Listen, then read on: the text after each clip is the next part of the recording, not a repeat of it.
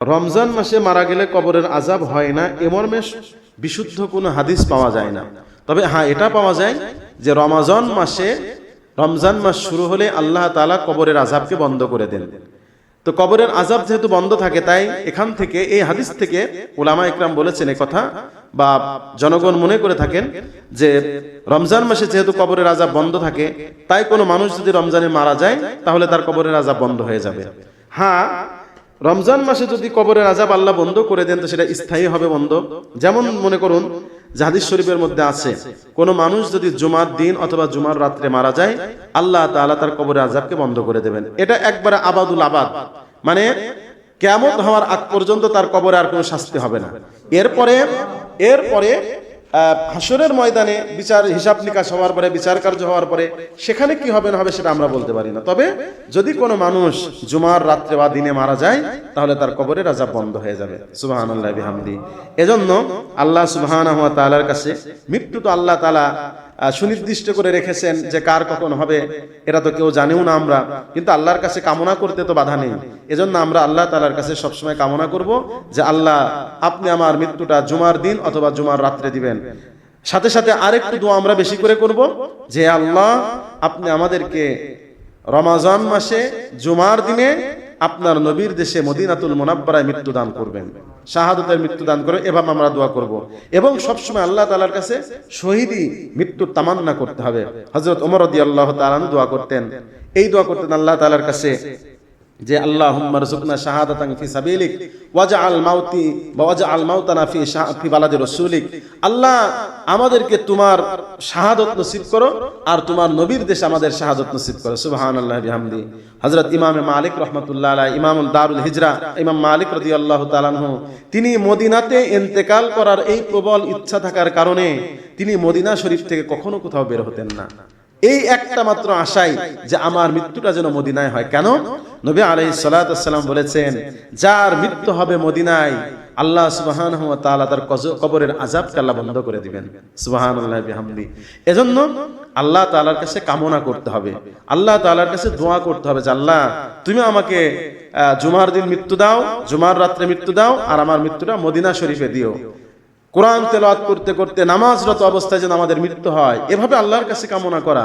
আরে ভাই, গরু মরে, ছাগল মরে, ভেড়া মরে, আমিও যদি ওরকম মরি তাহলে তো হলো না। আমি একজন মুমিন, আমি একজন মুসলিম, আমার মৃত্যুটা যেন সেজদার মধ্যে হয়, আমার মৃত্যুটা যেন সালাত পড়াকালীন হয়, আমার মৃত্যুটা যেন কোরআন তেলাওয়াতকালীন হয়।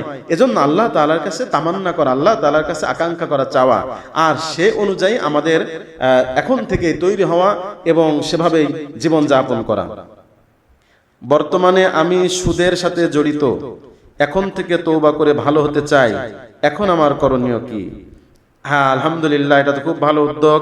আপনি যদি সুদের সাথে জড়িত হন তাহলে আপনার কাছে যে সুদের পয়সা আছে, তাহলে যদি ব্যক্তিগত টাকা হয়, মানুষের টাকা হয়, আপনি জানেন যে কার টাকা, তাহলে আপনি যার থেকে সুদ নিয়েছেন তাকে ফেরত দিতে হবে।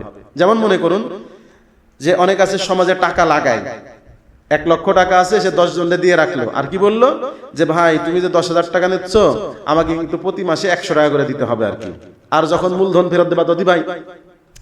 এই যে আপনি 10 জনকে টাকা দিয়েছেন, 10 জনের থেকে আপনি টাকা নিচ্ছেন, তা আপনি তো 10 জনকে চেনেন, জানেন, আপনার কাছে লেখা আছে অথবা আপনার ঠিকানা জানা আছে। এখন যদি আপনি চান যে না, আমি না বুঝে ভুল করে আমি সুদের কাজে জড়িত হয়ে গিয়েছিলাম, এখন আমি এই সুদের পয়সাগুলা ফেরত দেবো, আমি আর খাবো না, তখন আপনার সুদের পয়সা খাওয়ার সুযোগ নেই, আপনার জন্য জায়েজ হবে না। আপনি কি করবেন? যাদের থেকে নিয়েছেন এই টাকাগুলো তাদের কাছে আপনি ফেরত দেবেন। ব্যক্তিগতভাবে হলে যার থেকে আপনি নিয়েছেন তাকেই দিতে হবে টাকাটা, কারণ এটা বান্দার হক, হুকুকুল ইবাদ, তার টাকা আপনি তাকেই দিয়ে দিবেন। আর যদি এমন হয়, আমি ব্যাংকে টাকা রেখেছিলাম, 10 লক্ষ টাকা রেখেছি, আমি জানি না, পরবর্তীতে দেখা গেছে ব্যাংক থেকে আমাকে লভ্যাংশ দিয়েছেন আরো 1 লক্ষ টাকা। এই যে 1 লক্ষ টাকা ব্যাংক দিয়েছেন, এরা সুদী ব্যাংক থেকে আমাদেরকে সুদ দিয়েছেন। এখন আপনার মনে হচ্ছে আমি তো এই সুদের টাকা খাবো না, তখন আমি কি করব?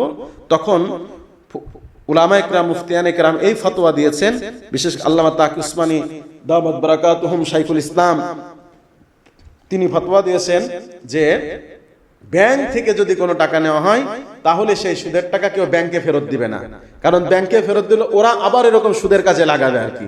এজন্য ব্যাংকে না দিয়ে ওই টাকাটা, যেহেতু আপনি কার থেকে ব্যাংক নিয়ে দিচ্ছে আপনি তো জানেন না, ব্যাংকে কারা লেনদেন করছে না করছে আপনার জানা নেই, এখন আপনি কি করবেন, এই টাকাটা সওয়াবের নিয়ত ছাড়া সদকা করে দিবেন। সওয়াবের নিয়ত ছাড়া সদকা করে দিতে হবে, আপনি খেতে পারবেন না। সুদের টাকা নিয়ে এসে মানুষকে সুদ দিয়েছে, লভ্যাংশ দিয়েছে, তাদের জন্য করণীয় হচ্ছে আল্লাহর কাছে ক্ষমা চাও, আল্লাহর কাছে মাপ চাও, এছাড়া কোনো রাস্তা নেই।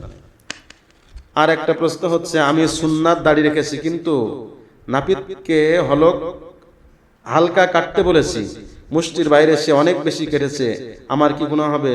অবশ্যই দাড়ি কাটার সময় আপনাকে নাপিতকে শুধু বললে হবে না, বরং আপনি যখন দাড়ি কাটবেন, যাদের দাড়ি লম্বা আছে, তাহলে পরে যার দাড়ি তার হাত, যার দাড়ি তার হাত, সে এভাবে, আমি দেখাচ্ছি দেখুন, এই যে এভাবে দাড়ি ধরবে, দাড়ি এভাবে ধরে এই যে এক মুষ্টির বাহিরে যেটা আছে সেটা শুধুমাত্র কাটবে সে, এভাবে ধরে ধরে এক মুষ্টির বাহিরে যেটা আছে বলবে, নাপিতরে বলবে তুই এটা কাট, হ্যাঁ এটাই সুন্নাত।